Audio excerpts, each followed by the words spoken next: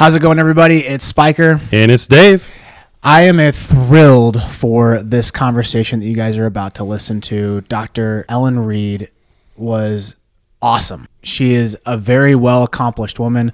She holds a doctorate in psychology. She's a performance coach. She's also an athlete herself. And she also has 2 kids and a husband. And she has an awesome book that she co-authored with Dr. Jason Selk called Relentless Solution Focus that we go over, and that me and Spiker both read, and we just did a deep dive on the mind and, mental training and mental performance, and it was a wonderful conversation for sure. And after reading her book and then having conversation with her in person, it put me down a rabbit hole that I haven't experienced since high school when I was putting a lot of work in the weight room and on my skills. And I started realizing I really want another edge, which was my brain and my mind. How do I handle success? How do I handle failure? And then it opened up Pandora's box for me. So this last couple of months after reading her book, I started going even deeper down the rabbit hole on a number of books I've been reading. I hope you guys experience that same feeling that I had after talking with her. And if you do get a chance, read her book. But I can't wait for you guys to listen to this. We'll catch you on the other side. Please make sure you subscribe to the channel. 5 stars preferably when you do give us a review. And we will catch you later. Bring your notebook for this one. Let's finish it.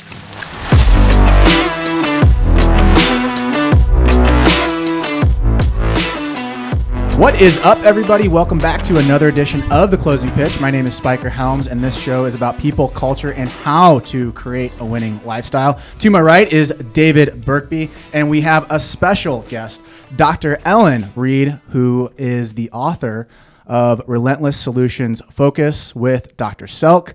I am excited about this conversation. We first got your book from Brian Fitzmaurice, who we've had on twice, one for the Tiger Interview Series and one for the Closing Pitch. If you guys have not listened to that episode, please go back, especially if you are working on your strength and conditioning. Also, he kind of gives you some hints on what we're going to talk about today. So first off, professional dancer. Yes. And a doctor. Yes. And you have 2 kids. Yes. How does that all work? Well, I think it sounds much more impressive on paper than it probably is in actuality, because it just does. It just works. And I start my day, obviously, with my 2 kids. I have an awesome husband. We get them ready for school, and I go to rehearsals for 5 hours, and then I just come home and sit at my desk and slap on a blazer and get going with my coaching clients. So it's just what I've always done. I've always had dance in my life and academics or whatever else I was doing, whether I was in school or working. And it just kind of keeps me balanced. And the goal of this show is, and we're going to get to it, but I really want to go down the professional dancing route because I just find that super interesting. And a lot of the conversations I've heard that you've had on different podcasts, they never dive into that. Yeah. And I think that's a super important part because you have the athlete side as well as the doctor side, which is super important because a lot of doctors don't know what the athlete is actually experiencing. So for the show, I want to go down mental toughness, but go professional dancing. Give me a little insight onto that world. Yeah. Are you doing Broadway shows? Is it you're doing music videos? Are you doing, or is it just different rehearsals? No, that's a great question because a lot of people don't really know. So it's concert dance. So it's if you went to go see the Nutcracker, or people are more familiar with ballet companies, which we're very ballet based. So we start every day with ballet class, but we're a contemporary company. So it's the same thing. It's just a little bit of a different style. And so we have performances throughout our season. We just finished one a couple weeks ago, and so we'll bring in choreographers to teach us pieces, and then we put on a show, just like any ballet company, or if you go see a show, a musical or anything like that. But that's how I got into this, as I was a dancer, and it's just always been a part of my life. And I was also very academic. So I loved learning. I loved school. I loved kind of getting great feedback and positive feedback from my teachers and things like that. So I've always done a lot. And I was getting ready to start graduate school. I was teaching gymnastics, well, actually dance at a gymnastics center. Okay. And that's how I met Jason. And he was kind of a volunteer gymnastics coach for the guys team, maybe like once a week, once every other week. And he was just about to start with the Cardinals. So I'm sure you guys are familiar that he was the sports psychology director for the St. Louis Cardinals. And it was right before he was about to start with that. So he's like, okay, I'm going to need some help because my career is probably about to get a lot bigger here. And I was there teaching dance to these gymnasts on the weekend and about to start graduate school for psychology. And so we got connected. And I started by just literally making his confirmation calls. So he would hand me his planner with his clients that week, and I knew nothing about baseball. I could care less. And so here I was calling these like superstar athletes, these Cardinals players, and I had no idea who they were. And I'm like, hi, I'm Ellen, and confirming your appointment for, and so I was really the perfect candidate because I really wasn't starstruck at all. And so I didn't care. Yeah, I didn't know. So my wife, she was at the casino for one night. She never goes to the casino, but she was sitting next to Bryce Harper and he was playing blackjack and she had no idea. Yeah. And like when I was first dating her, I was like, she's like, yeah, I met a baseball player the other day. And I was like, oh, who's that? And I was like, he had a beard and he said he played for like this red team that was in town. And I was like, what? And I pulled up the picture. He's like, oh yeah, that's him. I'm like, oh my God. That's hilarious. Yes. So anyways, go ahead. It's funny. So anyway, so I started school and I learned about all of these, psychological principles and things like that obviously have a lot to do with what I do now. But I've just always kept up with the dancing. And that's actually, when I started with Jason, I was really lucky because I had access to all of these amazing fundamentals that he was teaching his athletes. So I learned them for myself and applied them to my own dancing career. And just over the years, as I've learned more about the fundamentals and I finished my graduate school training and just really evolved into what I do now, which is kind of spending the first half of my day as a professional dancer and then the second half of my day doing this stuff and coaching and speaking and writing. And so, it's been fun. I feel really lucky that it just kind of all happened to work out the way it did. But yeah. So did you ever have the thought of like, I want to go get my doctorate degree, or did you just kind of stockpile itself? Like you met Dr. Selk and you're like, this makes sense? Yeah, probably a little bit of both. I think I was really like an overachiever, and I don't necessarily endorse that now, but I am really glad I was like that when I was younger. I was the kid like at flex time or recess that was like doing homework and like studying and would like wake up early that morning to study for the test, not because I had procrastinated, but because I wanted to get that extra edge. And so I just always loved dancing, and it was always a part of my life, but I always loved the academic side of things. And I think I just thought psychology was really interesting. And I just kind of kept going. It's like, of course I'll get my doctorate because that's like the highest level you can get to. So of course I'm going to do that. And I really stressed myself out, and I wrote about this in the book that, I used to live my life with a lot of anxiety. And on paper, I probably could have made it through very successfully on paper, but I lived with a lot of anxiety. And to the point where before I would even open my eyes in the morning, like my heart was beating out of my chest. And I think that was just so normal for me that I didn't even really understand that you don't have to live like that. You can experience all this great success and also enjoy it and do it in a much more healthy and productive way. So it just kind of, I'm very thankful that that's the path that I took now. But it just kind of worked out like that. Do you think it's because like we want to get somewhere? Is that why we put a lot of like tasks and goals? Is it we want to get somewhere, but then you end up getting onto a hamster wheel and not realizing that you're on a hamster wheel? Yeah. Well, we put so much pressure on ourselves, and I think it's because we're really bad at evaluating ourselves effectively. So without kind of really training, because this stuff is not normal. Like what's normal is the way I used to live my life, and very anxiety ridden and putting a lot of pressure on myself with very perfectionist tendencies.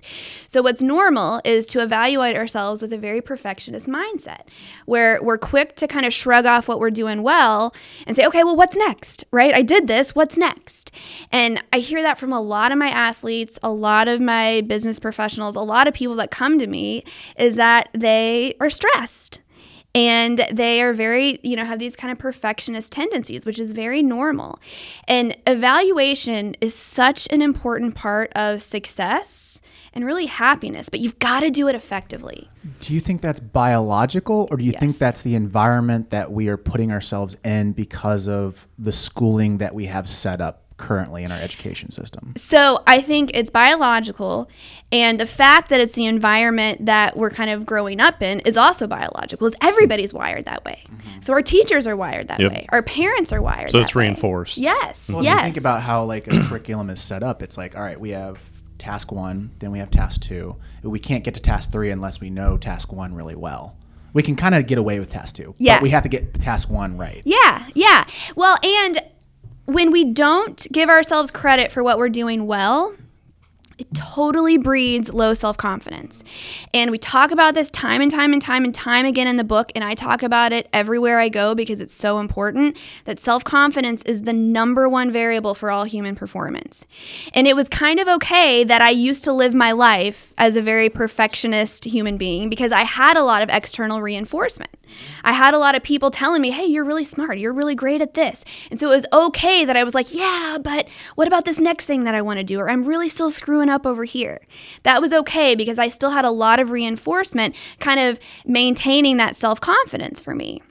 But as you get into the higher and higher levels of competition, you have fewer people telling you how great you are. Oh, yeah. That's so right? true. Because everybody's that great. Because everyone's good, yeah. We had a pitching coach at Missouri State. Love him to death. But his philosophy was, I'm not going to congratulate you unless you should be congratulated, which is show me something cool. Mm-hmm. And like my whole goal was to try to get this man to like be happy, show the love, and, like, show the love. Yes. But he's very stoic. Yes. Yep. We were at Texas Tech, and it was our second game of the season, and I was batting leadoff, and I hit a home run the first pitch of the game, and he comes up, and he just shakes me. Yes, that's what I'm freaking talking about. Yes. And then like. It was at that moment, I was like, my job's done. Yeah. Weight off the shoulders. Now. You know what? The season's over. Let's pack it up. Yes. I don't care about the playoffs. We're just going to end the season right here. Yes. But it's very true. Yeah. Is that as you get older, the emotional validation is not there yet. Like it's not there anymore. Yes. And so this perfectionist mentality, as you get older and you get into these higher and higher levels of competition, becomes much more damaging.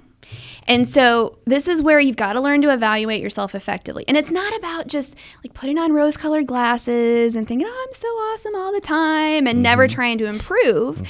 But it's really about recognizing what you're doing well, but then keeping your focus on improvements. Not perfection, but making improvements. Consistently focusing on making improvements. Because remember, what's normal is to focus on what we're not doing well. This problem-centric thought that we spent a whole chapter just talking about this problem-centric thought. And this is the biological component of it, that we are wired with this problem-centric thought where our brains want to focus on the problem or what we're lacking in life first and foremost. It's just normal. It's just the way we're wired. It's your biology. Now, unfortunately, this really wreaks havoc on us. And it drives this perfectionist mindset where we're really quick to dismiss what we do well and quick to focus in on where we feel like we're still lacking. And that which you focus on expands. And that is really the basis behind most of the fundamentals that we teach in Relentless Solution Focus is that which you focus on expands. So when you're focusing on where you feel like you're falling short, you're actually causing yourself to fall short even more because of the impact that has on self-confidence. Again, self-confidence is the number one variable for all human performance. So that perfectionist mindset and that problem-centric thought totally wreaks havoc on our self-confidence, which totally wreaks havoc on our performance. And we don't start to really notice the negative effects of this to the extremes that we do until we reach those higher levels of competition. And then it's almost kind of too late, right? You've learned to be hard on yourself, and you've learned to kind of beat yourself up when you fall short. Well, and I think especially when you get to those higher levels of, whatever you're in, business, athletics, whatever, the tendency to fail is much higher Yes. just because it's harder. Yes. You're learning so many new things, and we deal with this all the time with coaching young athletes. I mean, especially in the sport that we work in baseball and softball, you fail so often. Yeah. So the negative mindset and that problem-centric thought is always on the forefront. It's always Yes. what you're thinking of. And now you're almost scared to do something well. You're just used to failing. Yeah. Well, and your athletes are very lucky to have you guys, but all coaches aren't great at this. Sure. Right? It's normal to focus on the negative stuff. So it takes effort and it takes consistent training to be able to point out the strengths in your athletes first, right? So it's really effective and really important that athletes are starting to be able to do this for themselves, especially at a young age. And I've got 2 little kids now, and it's hard. It's hard. As a mom, it's hard. It's even hard for me to and I do this for a living. It's even hard for me to make sure that I'm doing that well with my own kids. So it's, you can control what you can control. You can't always control what your coaches are going to do with your kids, but you can control how you work to develop that self-confidence in your own kids and teaching your kids to be able to be their own coaches. As a professional dancer, you probably look to your left and you look to your right. Yes. Like, wow, she's pretty good. Yes. Wow, he's Yes. really good. And in baseball, there's been a lot of dark thoughts happening in our space. Sure. How do you handle the competitive side of things and making sure like you don't get into the deep end of like, I'm in a really dark space? Yeah, it's really hard. I mean, it's really hard. And I teach this, wrote a book about it. I teach this every day, and it's still something I have to consistently work on. It's not like you just snap your fingers, go through some training, and you're good. You never have to work on it again. It's something that takes consistent practice through training.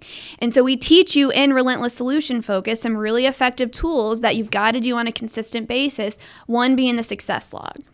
And that's something that's pretty easy to teach that might be really valuable for me to teach here is if you get in the habit of spending 1 minute a day doing that success log, it's going to really help preserve that self-confidence, especially in the midst of looking to your left and to your right, because it's hard. I cannot remember who said this, and I wish I could, but it's such a good quote that comparison is the thief of joy. Mm-hmm. Because, that's awesome. And for so many reasons. When you're comparing yourself to someone else, A, it makes you feel terrible, but B, then you're not focusing on what you need to do to improve. But do you think we do that to kind of see where we are in our journey? Because we're trying to get some type of thought like, oh, hey, now I know where I'm at. Where sometimes we kind of don't know where we're at. Ideally, but that's really hard to do. Right. Like it's really hard to do, to be able to say, I'm gonna look over here and over here just to kind of see what I can take from that to improve. That's ideal. And that's really productive. But what happens to most people is they look to their left and their right and think, I'm not good enough, or I suck, or I still am not anywhere near as close to that girl. And I mean, we spend our entire day looking in the mirror. Yeah. Literally in the studio, we're looking at in the mirror all the time. And so it's really something that I have to be really strategic about, and I have to consistently work on through doing my mental workout and through doing my success logs consistently, because it's not normal. And I will say that it's become more of my normal because I've worked on this and I've done the consistent training. But for most people, it's really a slippery slope to kind of go down that path without having the training to kind of back it up. I think more so once you see, a young person or a young athlete compare themselves or start looking to their left and the right, they have a tough time leaving that area. Then they are always focused on everybody else, not necessarily themselves. I And think what happens though is that you have the pessimist, you have the optimist, and you have the realist. And you don't want to be a total optimist where you end up having the rose-colored glasses. Yeah. And you want to have some type of feeling like, okay, where am I? Am I able to make Division I baseball? Which is good. Am I able to make professional baseball? Sure. Yeah. The question is like, when does the realist start getting you into dark thoughts and you start becoming like depressed? Yeah. Well, and I think that's a really good question, and that's a really good point, that it's hard to get out of that space. And that problem-centric thought can really take its hold and suck you into that PCT tornado. Because remember, that which you focus on expands. So when you are thinking about what you're lacking or comparing yourself to others, it becomes more likely that you're going to open your eyes to more things that you're lacking. And then it expands even more. It's a really negative cycle. But the same also holds true for the other side of it. When you start thinking about improvements you want to make and solutions, then that opens your mind up to more improvements and more solutions. But again, it's crossing that line. And we talk about this in the book in terms of something called the mental chalkboard, where if you literally draw a line through the middle of your brain and you've got your problems on one side and you've got potential solutions on the other side, our problem side is like all filled in really small font, and all the margins are filled in. Like, we're really experts on our problems. And what's really hard for people is to cross that line onto the solution side. But remember, the longer you spend on the problem side, the worse your problems are going to get and the harder it's going to be to get out of. So the goal here is to really get from the problem side to the solution side within 60 seconds.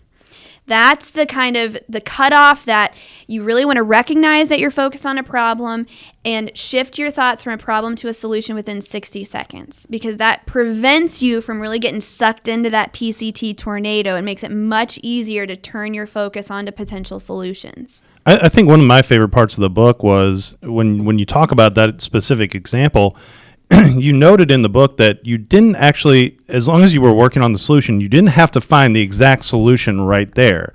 It could be something that's going to help you get that answer down the road, but as long as you keep trying to keep working on the solution side, then eventually you're going to get to where you want, which was so important because, you know. Well, and what you're referring to is what we call the +1 solution, right? We've got to redefine how we think of solutions, because people think of solutions as total resolution to their problem. Right? And when we do that, we're looking at things from what's called the entirety perspective, which really lets learned helplessness set in, where people give up before they even take the first step because they're so focused on the entirety of the problem and solving the entirety of the problem that they don't even take that first step to get that 1 inch, that next 1 inch of solution. So we've got to redefine the way we're thinking of solutions as just improvement. Could you explain learned helplessness? Yes. Because I know that people were listening like, what was that? Yes. Well, and that's what I love about this stuff is that all of this is 100% backed in science and research. And we tried to write the book so that it doesn't read like a psychology textbook, right? But I think it's important for people to understand that we're not just making this up. Well, what's interesting is like the history of like the study of psychology. Is like right now I'm reading Napoleon Hill. Yeah. And there's some things in there I'm like, oh, Jesus. And there's some things like, man, this guy was way ahead of his time. Yes. So yeah, go ahead and go down. So learned helplessness was coined by Dr. Martin Seligman. And he's known as the father of positive psychology. His research has been really amazing and helped a lot of people. And this is back in the 70s where an experiment like this would not fly today. The Institutional Review Board would not probably accept this experiment, but he did an experiment on dogs where he put them in a cage and basically administered kind of low-level shocks to these dogs. And if they hit a lever, they were able to stop getting shocked. So in the first experiment, the dogs would just hit the lever and stop getting shocked. It was pretty easy for them. Now, he added a second set of dogs where when they would hit the lever, the shocks wouldn't stop. So they learned that, hey, when I hit this lever, this shock is not going to stop. So then he put these dogs in another kind of cage situation where when they did hit the lever, it would stop the shocks. But they didn't even try. They just laid down and didn't even try to get out or to stop the shocks because they had learned that when they learned to fail, right? They learned that it's not going to work. And this learned helplessness applies just as much to humans as it does to dogs.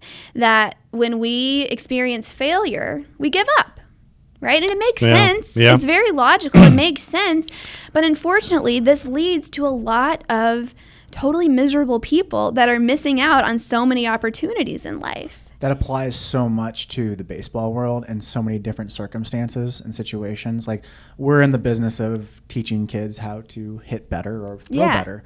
Well, if you get into with an instructor that literally tells you, oh, that's wrong, that's wrong, that's wrong, that's wrong, man, you're really just not doing well. Yeah. And then you just give up. You're like, why should I do this? Mom and Dad, why did you take me here? Yes, yes. Well, and you're going to do it wrong 50 times before you do it right. Sure. And I was actually thinking about this in a different context. When I'm teaching my kindergartner, he comes home with sight words, like little flashcards that his teacher sends home of sight words that we're supposed to work with him on. And he's going to miss it 20 times before he gets it right because he doesn't know it yet. And it becomes really hard to keep him motivated to keep trying after he's failed 20 times at it. It's hard. Like, I have so much more respect for teachers. I've always had respect for teachers, but having a kindergartner makes my respect for teachers just go through the roof. But literally, I mean, it's how we learn everything is we have to fail first. So learning how to learn, which means learning how to fail and be okay with it and keep your focus on that 1 inch of improvement instead of complete resolution or complete solving of the problem is such an important skill. It's the hardest thing to teach nowadays, where you can get anything you want in a matter of 2 minutes on your phone. Yeah. You can get everything so fast. But developing a skill like in a sport or in a business atmosphere is very, very hard. Yes. And teaching those, just like you said, teaching them how to fail, or actually how to understand what failure is, and understanding the process of how you're going to learn a little bit, you're going to go down, you're going to get better, and just continuing that path. Yeah. And understanding that that's just a part of the process. Yes. And again, it all goes back to self-confidence. Correct. If you have the confidence to know that, hey, I failed, but look at all this other stuff Right, that I'm doing right. great, right? Remember, self-confidence is the number one variable. And so people, I think, really have a misconception about self-confidence. Like, it's seen as sort of a soft quality, right? Like, beat yourself up. That's hardcore, right? Like, that's tough. But there is nothing more mentally tough than preserving your self-confidence because it takes work. It's easy to beat yourself up. That's normal. That's the way we're wired.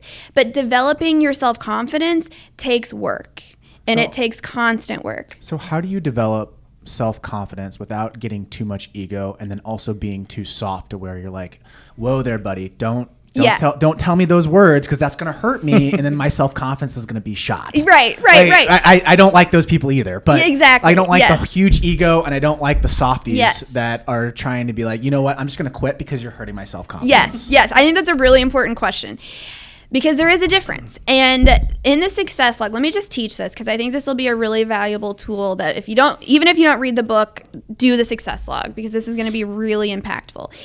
There's 3 questions in a really simplified version. 3 questions. Number 1, what 3 things did you do well in the last 24 hours? 3 things did you do well in the last 24 hours? And what can that be? It could be like, I opened the door for an old woman. Yes. Anything that promotes your personal or professional well-being. Anything that's good for you or good for others counts. So that's a great example. Or I got 1 inch better at my hitting, or I got to bed at a good time, or I spent 5 minutes without my phone connecting to my kid, or I ended up getting the rep instead of quitting. Yeah, I ended up finishing the rep. Yes. Quality rep, yeah. Even giving yourself credit for screwing up in the right way. Like, I didn't give up after I failed 10 times, right? So it's the little things done well. Coach John Wooden said this. It's the little things done well that cause greatness. So giving yourself credit for the little things, remember, that which you focus on expands, is going to create you doing more good things. So that's question number 1. Question number 2, what's one thing I want to improve in the next 24 hours? So what's one thing, not 50 things, but one thing I want to improve in the next 24 hours? And then what's one action step? This is number 3. What's one action step I can take that could help make that improvement? So you can't just say, well, I want to get better at hitting. You've got to come up with what's one action step I can take. I'm going to get there 10 minutes early tomorrow, and I'm going to take some more reps. Something simple, something actionable, but you're always keeping your focus on improving, which is a big piece of this. Because you're right, it can't just be putting on rose-colored glasses and never working towards improvement and just thinking that you're so great all the time without putting your money where your mouth is, right? You've got to keep your focus on improvement, which seems so simple and easy, but the thing is that people are more likely to focus on where they feel like they're screwing up without ever even getting to that spot of, hey, I'm going to get there 10 minutes early tomorrow and put in a little extra work. What's your feelings on mantras? I know that a number of successful people have pointed to Yes. this as being a key contributor So to them, important. or also them before they go to bed, they say a little phrase to themselves. Yes. And then when they Yes. wake up, they say it. What's your thoughts on So mantras? important. So important. In fact, we have that built into the mental workout that we teach in the last section of the book. It's self-image. Self-image, self-confidence. So incredibly important because it's literally the way we live our lives is based on our self-image and what we think about ourselves, the belief that we have in our ability to execute or be happy or achieve what we want to achieve. And our self-image is largely dictated by the things that we say to ourselves about ourselves, basically like the thoughts in our head. Now remember, problem-centric thoughts. It's really normal for a large majority of our self-talk to be very negative or self-doubting. In fact, humans have something like 60,000 thoughts per day. And for most normal people, a lot of those thoughts are very negative and self-doubting. So we've got to be careful what we're saying to ourselves about ourselves. How do you not drive yourself crazy, though? Because when you start getting... I noticed this very early on, is that once you start realizing, like, holy Yes. crap, I'm saying so much negative Yes, stuff. but that's really important. And then you Yeah. start driving yourself crazy, and then you're thinking about that, and then you're trying to have a conversation with you guys. Yeah. And I'm like, Yeah. "Oh, I screwed everything up. Yes. Yeah. So, and that's a really good question because recognizing is a really important step, right? It sounds kind of cliche, but it really is. Like the first step is to recognize when you're thinking that stuff about yourself. And so that's why this consistent training is so important. Like you can't just think, well, I'm going to generally try to be more positive and stop saying bad stuff about myself, right? Because then, like you said, you're going to drive yourself crazy without any way of getting better. Yeah. So that's why you've got to do your success logs. You've got to do the mental workout. You've got to do the training so that it becomes more normal for you to say positive things for yourself. So the mantra, we call it the identity statement in the book. It's the same thing, but it's something that you say to yourself twice in your mental workout once a day. And the mental workout takes like 100 seconds. It's really not a lot of time commitment. It doesn't take a lot of time, but it just takes consistency. But it's so important. And so you build in there something positive that you're going to say about yourself on a daily basis to make sure you're saying the right stuff. And then, to your point, starting to recognize when you are having a negative thought about yourself.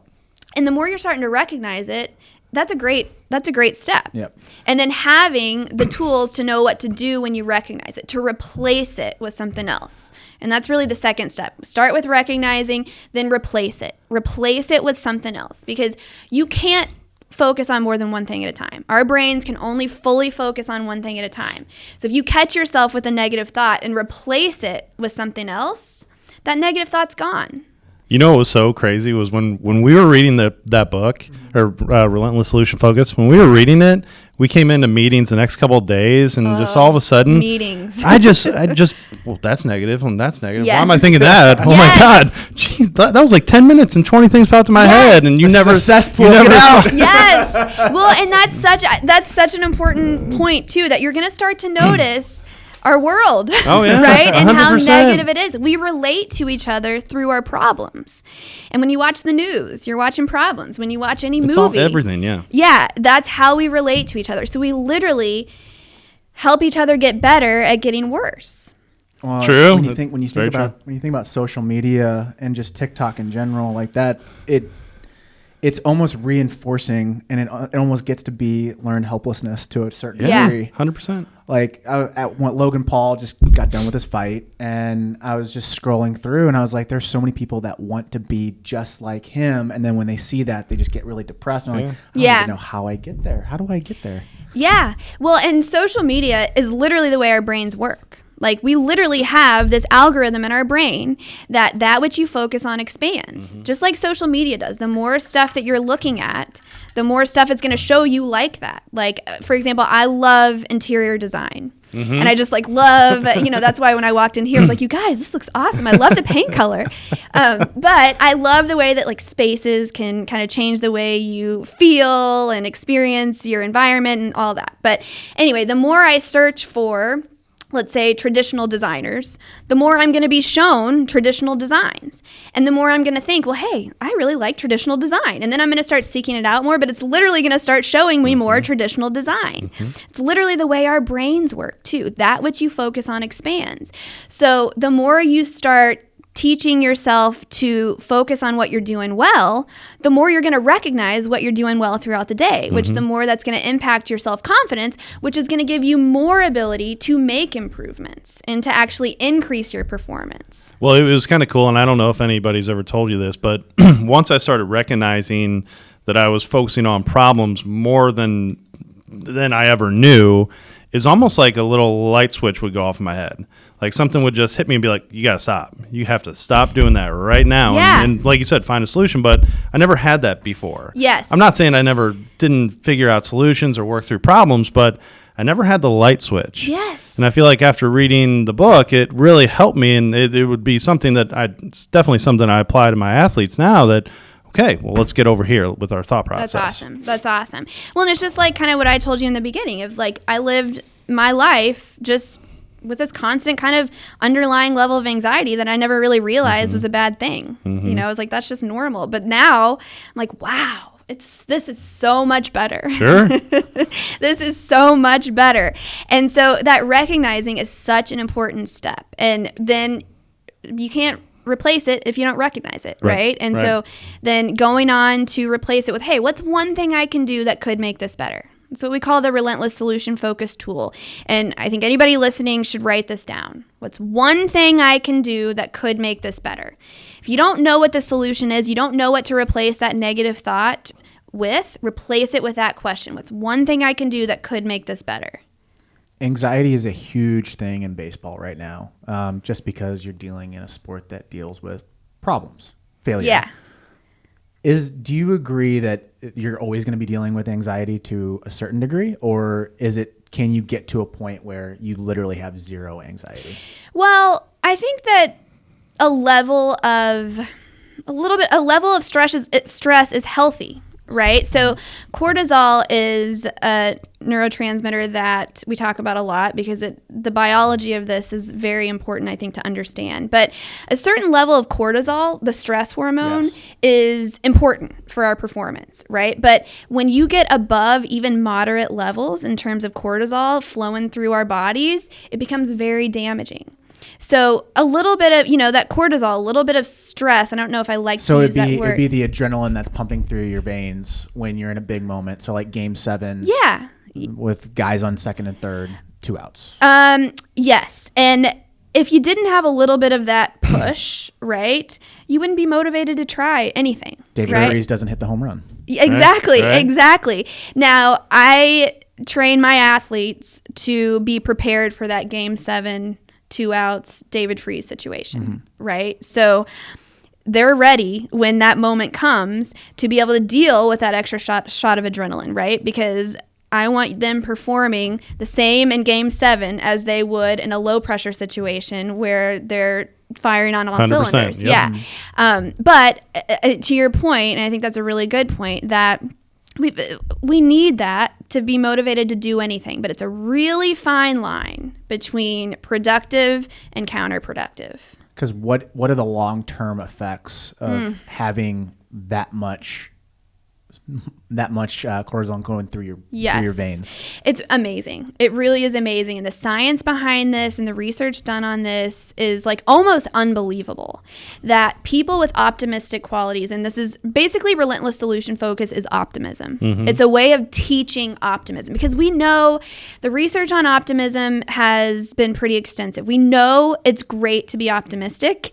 We just haven't been taught how to do it. And so that's what this relentless solution focus book does, is it teaches anybody how to develop this optimistic approach. But the research on optimism shows that people who possess these optimistic qualities live up to 14 years longer. Is that biological? Yeah. Being optimistic? Yes. Yes, good question. So it goes back to the cortisol, right? When you're focused on problems, your brain sends a message to your body to release cortisol. But when you're focused on what you're doing well, when you're experiencing success, it releases a whole other set of performance-enhancing, feel-good neurotransmitters that do wonders for our intelligence, for the way we feel, for the way we perform. And so all of this chemical process, right, all of this biology really affects our long-term health. And, people who possess optimistic qualities have a significantly lower likelihood of experiencing almost any major disease.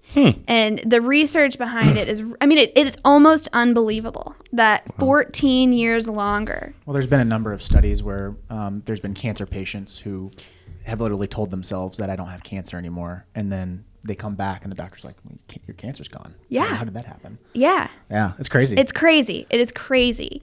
And that's what, again, it's so simple though. It makes so much sense. And that's what I love. And that's what I've always loved about Jason and the fundamentals that he's developed is that the way his brain works is he has the ability to break things down into the most simple form. And it's so easy for people to understand. And it's so easy to understand why it's effective. And in the 15 years I've been with him, and he's been at this a lot longer than I have, but he has literally cut this down to like, what is the most important stuff that you need to be doing? Nothing extra. Like, we're not going to ask you to do anything that we don't know to be highly effective. Why do you think people are reluctant to train their brain? It's a really good question. It's scary. When you think the word... Because it's like opening up your closet. Yeah. It feels like it's going to be scary. Like, even the word evaluation is scary. Like, that word, I think, when people hear the word evaluation, like, it makes their heart start to go a little bit. And here we are telling you, you've got to evaluate yourself effectively. But the reason that word is scary is because people are doing it wrong. They're evaluating themselves, again, with that very perfectionist mindset where they're focusing on what they're screwing up instead of what they're doing well. So I think that it sounds like work, right? It sounds like work to have to work on your brain, right? Train your brain. But what I love about it and what I think has been a big part of its success is that it's very simple. And literally what we ask you to do and what we teach you to do takes like 3 minutes a day between the success log and the mental workout. I also think it's really, really hard for you as a person to understand that you need that. I don't think you see yourself as others see you. Yes. To where you might not be like, well, you can see somebody else having issues and be like, well, that person probably should, get some help with that. Not me. I don't have those issues. And I kind of just ignore the stuff that I see within them that probably I do myself. Totally. So it's really, really difficult. I also think it like consumer behavior. I'm just thinking when you're in a group setting and you're talking to your friends, like, oh yeah, I talked to my psychologist. Like, kind of like, yeah. Well, why are you seeing us? You okay? Right. You okay? And, that's such a good point. And same thing with like a performance coach is what I would consider myself to be, that people think that you already have to be successful to go see a performance coach. Right? Like, it seems like something that really successful people do. It's like that little add-on. Yeah, right? Exactly. But the thing is that the worse off you are, or the worse off you feel when it comes to kind of your mental health and your ability to set effective goals and positive self-talk, the more dramatic improvements you're going to see faster. Because when I get my really high level executives or Olympic athletes, professional athletes, we're talking about moving the needle like a millimeter, right? They're already obviously doing a lot of things well. And for them, that millimeter is a huge difference, right? But when I'm working with kids, right, which I randomly started working with kind of a lot of kids after the book came out, which I never really like marketed myself as like working, someone who works with kids or young athletes, but people were reading the book for themselves, for their business, or for whatever, for their lives, and saying, okay, I need my kids to get this. So, but when I'm working with kids, like, we move that needle quite a bit. Oh, yeah. More dramatically in the beginning. So and I love your point that it's so much harder for us to self-assess. And like you were saying, kind of sitting in meetings when after you kind of started to read the book and you're like, wow, everybody's so negative. Right. Right. No, it was everywhere. It's everywhere. It was everywhere. Yeah. It's a lot harder for us to self-assess than it is for us to recognize like, hey, you're being really negative. Right. You should really read this Right. book. Right. Well, it's a biases, right? Yes. It's a bunch of biases. Yes. Where we think that we're something, but in reality, we're probably doing the same thing, but we think everyone else has the problem. Yes. It's Yeah. like, it's like bad drivers. Like Yeah. you look around, you're like, Exactly. "Man, that person sucks at driving," and then you just cut somebody off like a mile down the road. Yes. It's yes. And that's one of the things I love about psychology is all of those really interesting principles, you know, that you're like, oh yeah, that's so true. Well, Elon Musk just tweeted out, it was like 50 biases that if people just learned it early on, they would figure out how to figure things out quicker. Which, and I sent it to him. He's like, "What's my problem?" How many of these do I have? Yeah, I love it. How many do I have of these? I love it. Well, and everybody has a blind spot. Everybody has. I mean, I've got people that I've been working with for years, and you know, we're still. Again, you don't just graduate, right? No. Like you don't just graduate and say you're done, right? Even me, like. It's all fun and games in terms of me feeling like my relentless solution focus is 10 out of 10 until I get a call from the principal saying that my kindergartner got in a fight. 100%.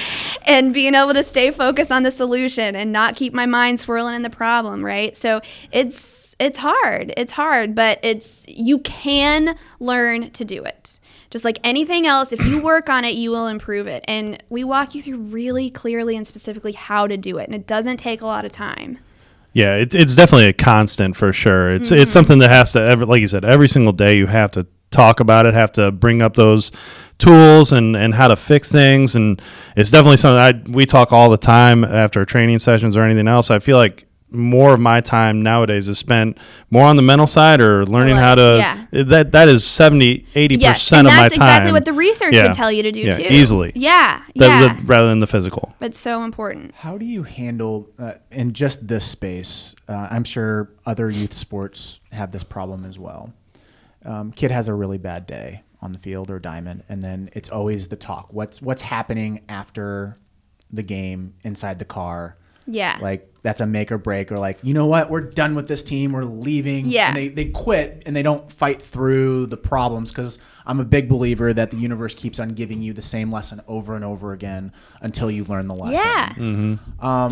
How should parents who just heard that for the first time, how do you tell them that Johnny's mad, he's staring out the window, and you think it's a problem with you, but it's in reality he's having a problem with how he performed? How do you handle that as a parent? Success logs.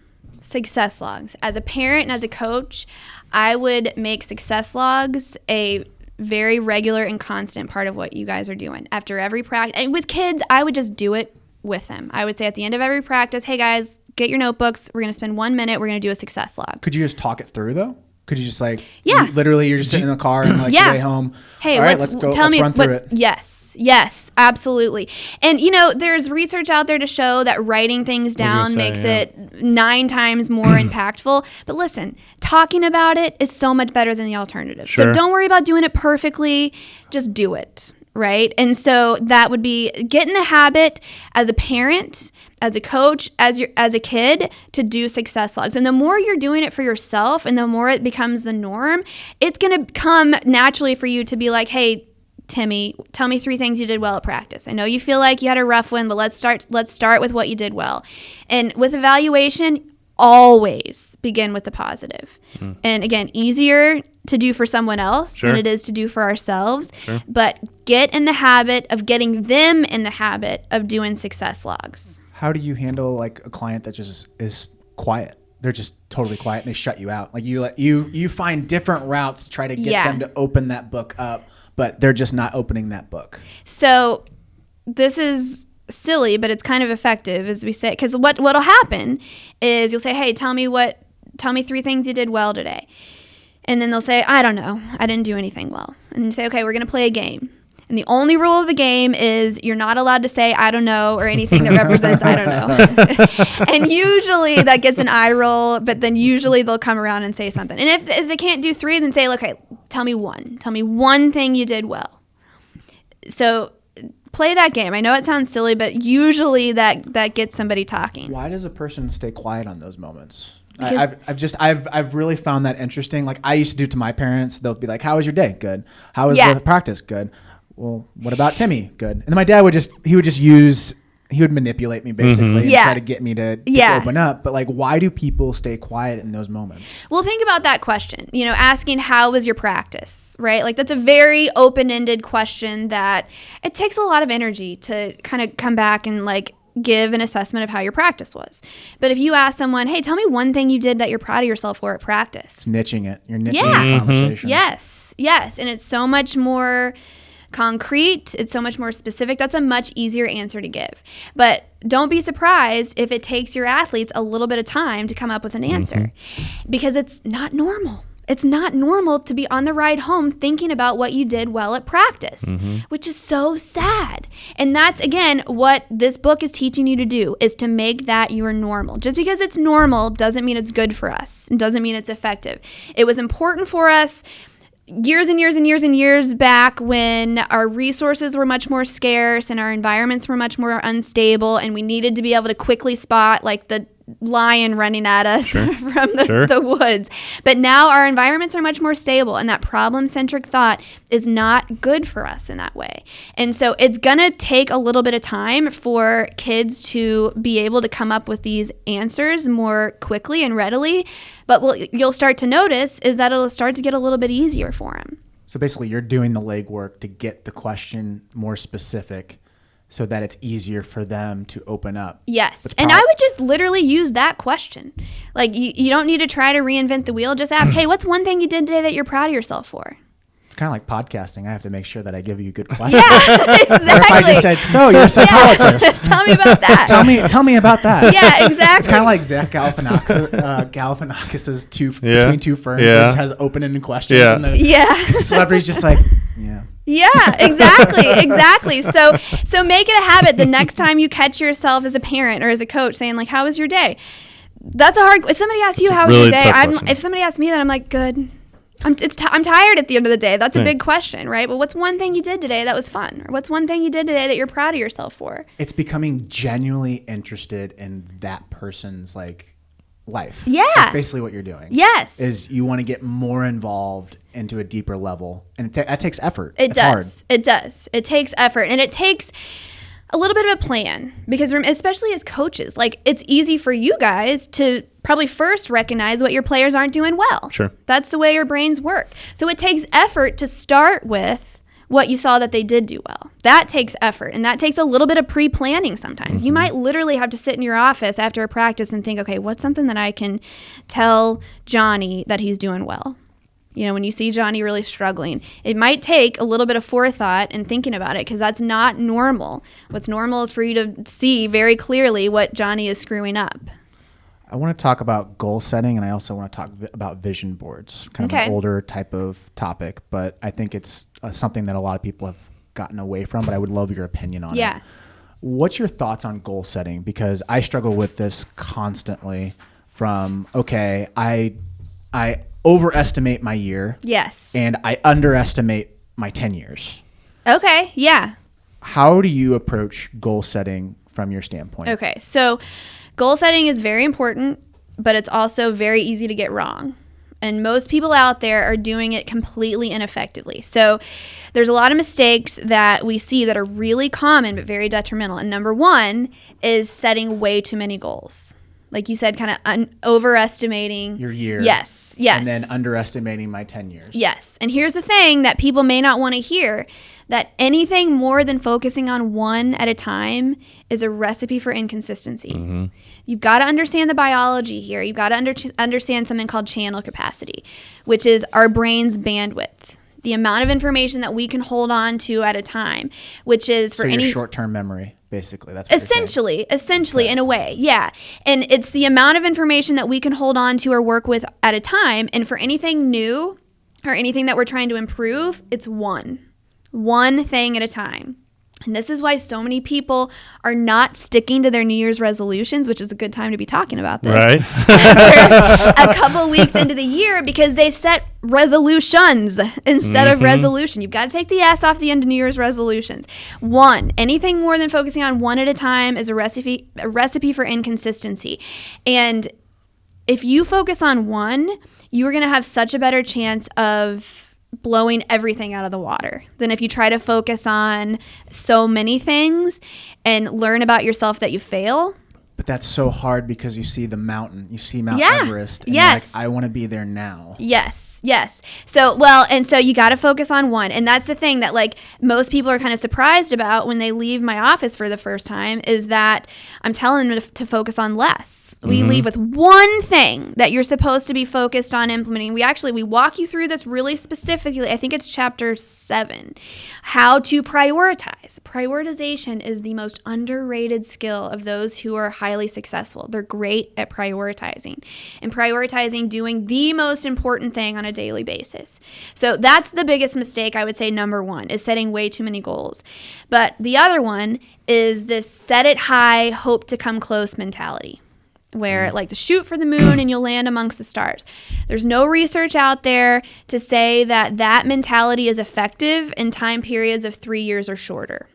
So when you're talking about 10 years down the road where you tend to underestimate it, it is good to kind of think big there because it opens your mind up to kind of possibilities. But when we're talking about short-term goals, you've got to be realistic.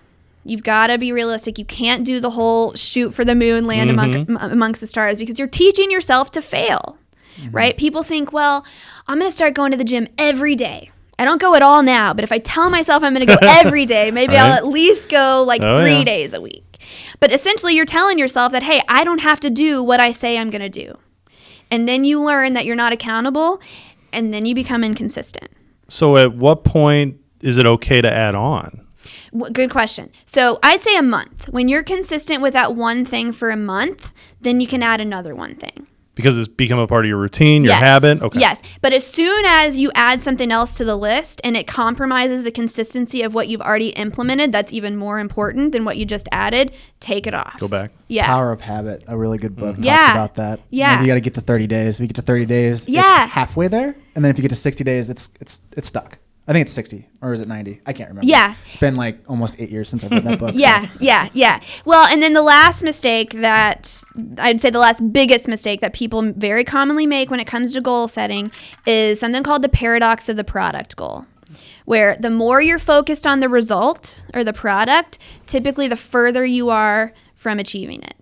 Wait, repeat that. So the more you're focused on the result or the product, typically the further you are from achieving it, the further you're Interesting. going to be from achieving it. So Because if- you're not worried about your day-to-day. Yes, you're exactly. what you're doing. So if I want to Exactly. win, always an example is like for colleges, I want to go to Omaha and win the College World Series. Yes. You can't focus on Omaha. You've got to focus on, all right, we have to get the first week done, then the second week, and then we can try to go after our conference, win the conference, and then go to the playoffs. And more specifically, you've got to focus on, okay, every single day I need to be doing X, which whatever X is. So I need to be putting this much training in, or I need to do this drill X amount of times, or whatever it is. So when you're working on a show or performance, you focus on, I have to get this move down first. Yeah. And for me, I know that if I stay 100% focused in rehearsals, if I do something I call my fitness challenge, where I do every evening, I do like 200 abs and I'll do like 100 something else's. So Jesus. like push-ups or like something like that. Well, I underachieved last night, so But it's something that I do every day. And it's one of my process goals. We talk about those in the book, but it's one of my process goals that if I do this on a consistent basis, I know it gives me a little like leg up, no pun intended, against the quote unquote competition, right? So I focus on what I need to be doing on a daily basis, on a weekly basis, that's going to put me in the best position to achieve what I want to achieve. So if your hopes are set on attending a certain school to play, what do you need to be doing on a daily basis, on a weekly basis that's going to get you ready to be there? And again, the more you're focused on the result, jacks up your stress and anxiety about it. and the less you're focused on what you need to be doing in order to achieve it. So let me give you one more example of this, because I think this is kind of an easy way to understand it. Let's say you're a salesman and you want to make $1 million in the next year. Instead of every day thinking, I got to get to $1 million and I'm short on my goal or whatever it is, you think, okay, what's the number one thing that's going to put me in the position to get that $1 million this year in sales? It's making my 10 dials every morning by 10 a.m. So every day that person is relentless about getting into the office and making their 10 dials, their 10 proactive phone calls. If they do that on a consistent basis, they know that that's going to put them in a really good position to make that $1 million. But you wouldn't believe how many people are not making their 10 dials. Right. Oh, yeah. Because they're inconsistent with the important stuff. Barrier. It's a huge mental barrier. Because you can find 5-6 different things that you could be doing. Yes. It's the same thing with athletes who want to play college baseball. Like the ones that really want to play it, they're very good at like, okay, I just have to get into the weight room. I just have to step my foot into that door. If I can step my foot into the door, I'm good. Yes. I love that example. And that's so true for so many things that, human inertia. Bodies that are in motion tend to stay in motion. So just get your foot in the door. Just put your tennis shoes on, right? Like I know I told you about my fitness challenge, and I do it usually during bath time when my kids are in the bath. And so it's kind of towards the end of the day, which is just the time of day that works best for me, even though it's a little bit risky because I'm saving it for the end of the day. But when I don't want to do it, I literally just sit on the floor. Because I know if I sit on the floor, I'm going to start doing some abs. And if I start doing some abs, I'm going to do some more. And then I know I'll probably get a few push-ups. And then I do it. I do it. But my first step is, all right, let me just sit on the floor. And 95% of the time, that gets me to do it. Do you think there's a stoic mentality? Do you think that plays a huge factor in making sure that you're able to get over the hump? Like, do you think that that's a huge thing that people need to start learning is like, oh, I need to have more of a stoic mentality to make sure that I'm able to get over the hump? Tell me more about that. So stoic mentality is you're even keel to where I see what it is. I don't get emotionally invested in what it is. So I'm more of logic thinking rather than emotional thinking. Okay. So yeah, and I think maybe don't fight what you are, because emotions can be really powerful to motivate us too. And one of the things with habit formation that I learned this from Jason, who learned it from his really good friend and colleague, Tom Bartow, that habit formation is cyclical, right? Like it's not like you just do something for a month or two and then you're done. You never have to work at trying to do it again ever. Right. Like the stuff that you're trying to get in the habit to do is hard. And it should feel hard sometimes. And it's not always going to be easy to do. It's not like all of a sudden it's just as easy as brushing your teeth all the time. And so when you're experiencing one of those, what they call fight throughs, where you don't want to do it, but you know you need to step your foot in the gym, ask yourself these questions. How am I going to feel if I do this? And how am I going to feel if I don't do this? And forcing yourself to feel the emotion of feeling like a loser if you don't do it can be really motivating for people. And then even take it a step further and say, okay, if I continue to lose this fight through and continue to not do what I know I'm supposed to do, what's my life going to look like 1 year, 3 year, 5 years down the road? Force yourself to feel that negative emotion and use that to motivate you to get your butt in the door. I don't know if you know Andy Frisella's 75 Hard. Have you heard of that? Yeah. So it's an interesting concept. Okay. It's a plan. And when I first heard it, I was like, this guy is freaking crazy. But it makes sense because when you get to in 75 Hard, you have 2 workouts, nutrition plan, water, and then you have to take a photo of yourself, right? But the workouts by themselves are super important because it gives you a plan. It gives you this thought of like, okay, I have to just do 45 minutes twice. That's all I have to do. And it's just getting myself through the door. Do you think that people need to develop a plan of attack before they start saying, all right, my goal is I want to be in the gym every single day? Well, what's your plan of attack to get to that 365-day challenge? Well, and I think it starts, at the beginning of the day. Like, what's your plan to make sure you'll get out the door? Like, is it, I need to make sure I set my alarm for 15 minutes earlier, or I need to set out my gym clothes the night before? So like that'd be like a trigger where I set my clothes out. That's my trigger. So I know that I'm already invested into, I'm getting out the door. And decide exactly when you're going to go. Take the guesswork out of, well, I know I got to work out tomorrow, but then tomorrow rolls around and you're like, I'll do it after lunch, or I'll do it, those right? 24 hours can Yeah. play the tricks on you. Yeah. And that's a lot of mental energy to try to figure out when you're going to schedule something. So make it easier for yourself to follow through with this stuff. Literally, when I give a speech on any of this stuff, I literally have people pull out their phones and plan when they're going to do their success logs. In fact, I'd have all of you listening do that right now. Pull out your phone and put in a reminder or an alarm or a calendar block for when you're going to take that 1 minute to do your success log. You've got to schedule this stuff because life is going to hit you in the face, right? Just like, you read something, you hear a great pep talk and you feel really good about it, and then 2 days later you've forgotten about it because life is hard and a lot of stuff is thrown at us all the time. So yeah, absolutely. You got to have a plan.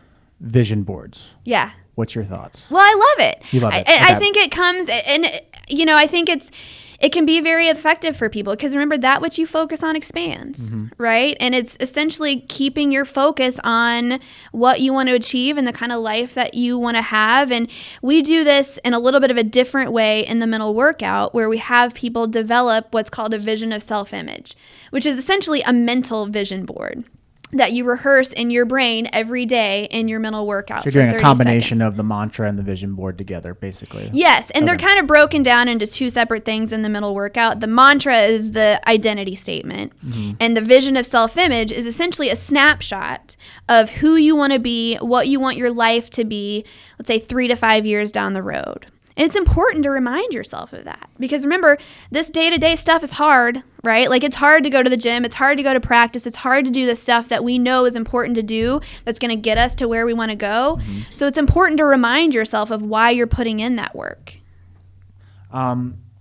Books. I'm a big reader. Yeah. And I think there's a lot of people that are listening that are readers as well. Yeah. What are a couple books, or just one, that you would recommend besides yours? Obviously, we want to read this one. Where would you point people to? What's funny is that I loved the book. You probably read this one. Have you read Mark Manson's The Subtle Art of Not Giving an F? I have not You read that yet. haven't? I've heard it's unbelievable. Yeah. It's weird, really weird. My wedding photographer actually told Really? me to read it. Yeah. That's Okay. funny. We were in San Francisco, and like he was there for a conference, and we were just visiting, and out of nowhere he comes up to me, and it's just weird how the universe works. Yeah. And this is when I started getting big into reading. Yeah. And he's like, Spiker, have you read The Subtle? And I'm like, what? No. Yeah. It's just very odd. Dude, but Well, anyways. and I picked it up because I was like, this sounds different than what I do. Like, is this going to be, because it was very popular. Like he's big. And so I was like, is this going to be completely counter to everything that we teach? And so I read it, and it's not. It's totally in line with it. And I didn't have to get very far into it before it made a pretty significant impact on me, just saying like, oh yeah, I don't have to give an F about everything, right? It was just a really simple concept that I really loved. And I follow him on Instagram, and I love the stuff that he posts. And I often find myself like wanting to kind of reshare it. But I really like that one. I also love, and this may or may not be up your alley, but I told you I love interior design, and there's this show and it's called The Home Edit, and they basically are home organizers. And they have a book that basically it's like a lot of beautiful pictures about how they've like organized people's closets and drawers and this and that. And in a really weird way, it's very similar to what we do and what we teach in terms of get rid of all the extra crap that's cluttering up your life and make sure you prioritize and kind of organize in an effective and beautiful way what's important. And so that one kind of fulfills both my interior design and performance coaching buckets. But I really like Mark Manson stuff. Cool. Last question, and I wanted to save this to the very end because I think I know what the answer is after Okay. this whole conversation, but I'd like to just put like a stake into the Yeah. ground, like this is it. Out of all the athletes, CEOs, I don't know if you work with any traders, what is the one common thing amongst all of them that they do really well that's able to get them to the thing? It's an easy answer. Of the highly successful people, and this is where actually Jason developed Relentless Solution Focus, is from observing these super highly successful people, and the one commonality that they have is their ability to stay focused on solutions especially in the face of adversity. That's it. Their ability to stay focused on solutions, especially in the face of adversity. And here's the thing, you can learn how to do it, right? Whether these people, we're mortals, right? We're mere mortals. And sometimes we look at these people that have experienced these huge levels of success as like aliens, right? And they probably had to work at it too. Maybe they were born. It's like anything else. We're all born with different levels of this stuff. But you can learn to have your mind focus on solutions, relentless solution focus. I really struggle with I hate feeling like salesy, Sure.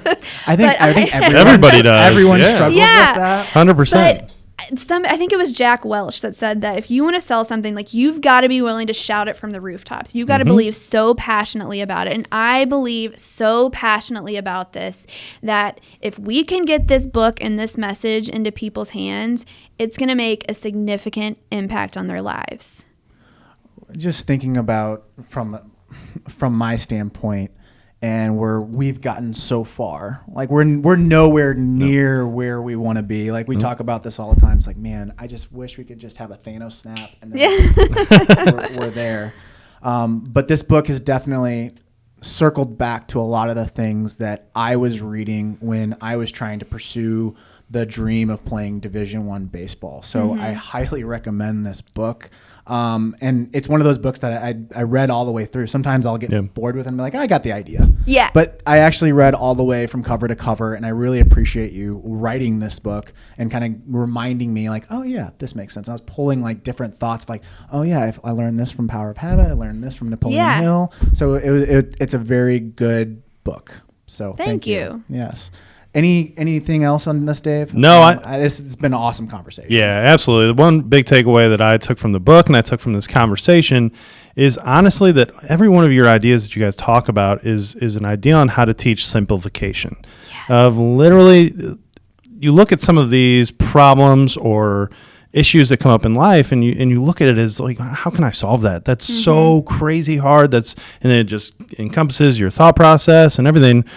Where the solution is right in your face of something very, very simple. Yes. One action item, one small solution that you can write down that you talk about over and over in the book, and everybody can do simple. Yes. And I think that, when I'm talking to players or parents or anybody, let's get to that point because that's going to help us get to the end. And that's what I took out of the book in this conversation. So I love that. Thank you for that. Thank you. Yep. Thank you.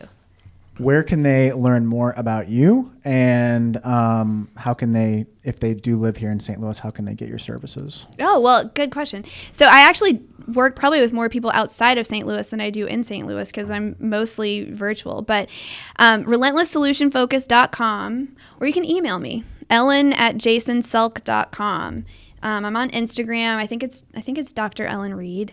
I'll put it in the show notes. Okay, good. Good. But yeah, just email me or get on our website. DM me. Is that a thing? Slide into the DMs. Slide into my DMs. But yeah, I work with people all over the world, actually.